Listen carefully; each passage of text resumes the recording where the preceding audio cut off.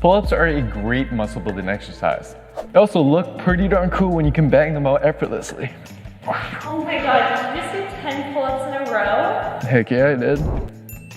But there's a reason why so few are able to accomplish this impressive feat of strength and are unable to do enough reps to truly maximize the muscle building benefits of this exercise. Today I'll explain why that is, how to improve it, and then give you a full workout designed to quickly take you from 0, 2, 4, 8, or wherever you're at, all the way to 10 pull-ups in a row and beyond. Let's begin by covering why pull-ups are so difficult in the first place. The first reason has to do with your body weight. So under normal circumstances, to improve your strength in an exercise, you'd use a weight and rep range that suits your current strength level, and then you progress from there. With pull-ups, however, you're forced to lift your own body weight. Whether you weigh 150 pounds or 300 pounds, that's the weight that you'll have to overcome with each rep. It's like being forced to use 225 pounds every time you bench press, independent of how strong you actually are. Yet most people completely disregard this and try to improve their pull-ups by, well, trying to do more pull-ups. For example, if someone can do, let's say, 5 pull-ups in a row, they'll likely be able to do 5 in the first set, 3 in the second set, and then 2 in the last set for a grand total of just 10 reps. Not only are you essentially training your all-out max strength every time you do this, which has been shown to tax the body quite heavily, but you're also not accumulating enough pull-up volume needed to improve. In addition to this, most people don't realize that pull-ups are not just a back exercise. To properly perform them, several other muscles in your upper and lower body must work together synergistically. No matter how strong your bigger back muscles and biceps get, if you have weak links in the chain, it's going to prevent you from improving your pull-ups. This is exactly why research shows a weak correlation between movements like the lat pull down and pull-up strength. And that's why many people can get really strong with assisted pull-ups or even chin-ups, yet still struggle with pull-ups. You need to focus on the weaker, often overlooked muscles that these big exercises just don't train very well. So, how do we solve this? There's 3 steps to this. The first step is to change the way you train your pull-ups so that you're able to do enough quality volume to make strength improvements. The right approach, however, depends on your strength level. If you currently can't do any pull-ups or you can't do more than 4 in a row, then we're not ready to use pull-ups quite yet, but we will use 2 other exercises to quickly build your strength. The first exercise will be used for all strength levels, but is especially helpful for the 0 to 4 group. With it, by manipulating your body position, you can pull your body weight just like you would in a normal pull-up, but your body won't have to fight as hard against gravity. Keep your core engaged, glutes squeezed, and legs straight, and pull with your elbows to bring your chest towards the bar.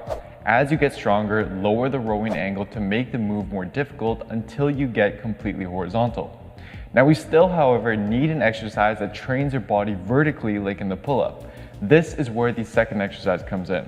This exercise, it takes advantage of the fact that you have considerably more strength during the downward phase of the pull-up as opposed to the way up. To perform it, use a bench or box to assist yourself up to the top part of the pull-up. From here, hold this position for a few seconds and then lower your body as slowly as possible, stopping and spending more time in the most difficult spots where you're the weakest. Work towards a 5-second hold at the top position and a total 5-second hold on the way down. Alright, now in step 3 of this video, I'll explain how and when to retest your pull-up strength, but once you're able to do between 5 to 7 pull-ups in a row is when you'll want to then progress your approach. To start, we'll use a pull-up training philosophy popularized by Pavel Tsatsouline, former trainer of the Soviet Special Forces. The idea is that we do several sets of pull-ups that never allow your body to reach complete failure. The result is a high amount of successful reps that will help your body quickly build strength and learn how to better activate the muscles involved in a pull-up. To apply it, you're going to do sets of anywhere between 2 to 5 reps. These sets should be at least 2 reps away from your max effort. So if you can currently do just 5 pull-ups in a row, stick to sets of 2 to 3 reps to avoid overexertion. You'll do a set, rest for 30 to 90 seconds, do another set, and repeat this process until you reach a grand total of 20 reps. It doesn't matter if this takes you 4 sets or 10 sets to accomplish this, and it also doesn't matter if you can only do sets of just 1 pull-up by the end of it. The key is that you're staying away from failure and accumulating those reps. The goal is to over time comfortably reach a total of 30 reps. Second thing you'll do is you get yourself a few of these. Loop one around the top of a bar just like this and put your feet into it. The band will exert force upwards as long as you stand on it, effectively reducing the amount of resistance you need to overcome with each rep. The thicker the band, the easier it's going to be. So choose one that enables you to do between 6 to 12 reps. Wait, Jeremy, but what if I don't have a band? Well, you can instead use the negative pull-ups I showed earlier, but whether you get the bands from me or somewhere else, they are 100% worth the investment, not only for improving your pull-ups, but for mobility and even optimizing resistance curves for different exercises. And trust me, I know how intimidating it might seem to set this up and do this exercise, especially in the middle of the gym. But it's going to be one of the most effective ways for you to improve your pull-ups and far superior to something like the assisted pull-up machine. I hope that this at least encourages you to give it a shot, but with that being said, let's move on to the final strength level. So once you get to 8 to 9 reps in a row, yet can't quite break through 10, you'll simply use the same routine as the 5 to 7 group, but with more difficulty. For the bodyweight pull-ups, add a 5-pound weight either with a weight belt or a dumbbell between your feet. For the banded pull-ups, switch to a thinner band or take 1 foot out to lessen the support. So now that we've strengthened the big pulling muscles and practiced the skill of actually doing pull-ups, the next step is to strengthen common weak links in the chain that are likely holding you back. There's 2 muscles in specific that are heavily involved in the pull-up yet tend to become underdeveloped. The results of a 2018 research study by Hewitt and colleagues helped reveal the importance of the first muscle.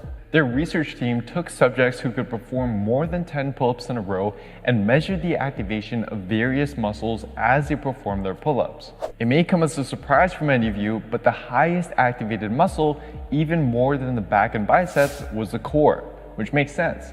With pull-ups, you're essentially doing a mid-air plank and forced to use your core to stabilize your body. To best replicate the intense demands placed on the core from pull-ups, we can use what's known as a long lever rocking plank. Set up how you would a normal plank, but move your arms further up towards your head. Squeeze your glutes and rock your body slowly forward and back. Now, as for the second muscle, its importance is illustrated by a study from the Journal of Strength and Conditioning Research. The researchers analyzed muscle activation during the pull-up, but this time compared it to other exercises like the chin-up. They found that one muscle, the lower traps, was highly active during pull-ups and to a significantly greater degree than it was during chin-ups. Since this muscle plays an integral role in stabilizing your shoulder and upper body as you pull, it's essential that you train it to prevent it from limiting you. To do so, we're going to use an exercise that looks deceivingly easy until you try it. Hang from a bar with your hands shoulder width apart, feet together, core relaxed, and elbows locked.